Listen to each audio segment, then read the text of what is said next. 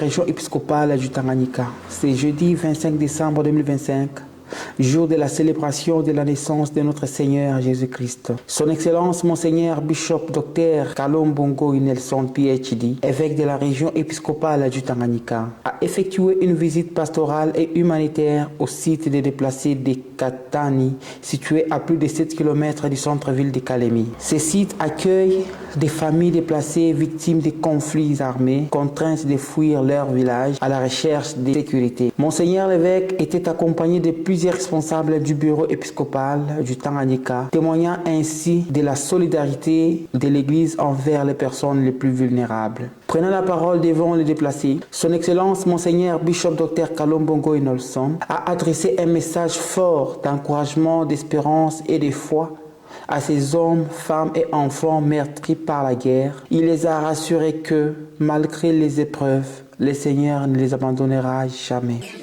Jambo yenu wazazi. Jambo tena. Tunamshukuru Mwenyezi Mungu kutupatia pumzi siku ya leo. Siku kubwa ile mkombozi Bwana Yesu ule alitukomboa kwa msalaba Golgotha. Naimba wimbo kubwa sana ya nuru. Ndio. Bwana Yesu naye alikuwa mkimbizi. Ndio. Mama yake na baba yake Joseph na Maria walikimbia. Wanaenda kule Afrika ya Mashariki. Wanaenda huko wanamfutika kule kwa Egypte. Egypte inasema mkiebrania kusema ni fazi ya giza. Lakini kulikuwa nuru kwa sababu Yesu Kristo alikuwa ni nuru ya dunia. Kulikuwa etwale. Usione kusema Yesu anakusahabu tu kwa hapa mkami. Amena. Anakufahamu, majina yako anaifahamu. Na mateso yako anaijua. Ndio. Anakupenda sana.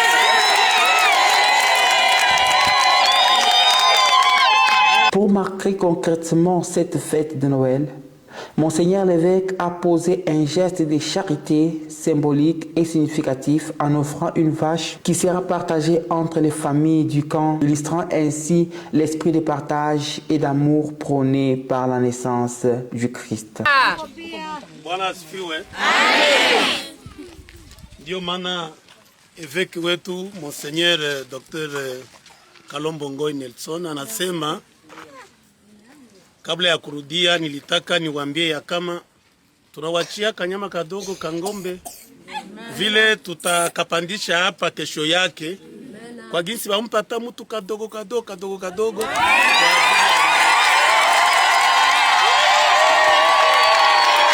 Avant de clôturer sa visite, l'homme de Dieu a tenu à visiter quelques coins du camp, notamment une petite source d'eau où les déplacés s'approvisionnent en eau potable.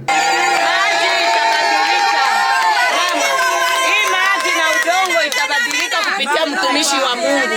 Amen. Uwe na ile tumaini na ujasiri kusema Mungu atamitendea neema. Amen. Amen. Amen. Cette visite pastorale restera un signe fort de proximité, de compassion et d'engagement de l'Église méthodiste unie envers les populations déplacées du Tanganyika, particulièrement en ce jour symbolique de Noël.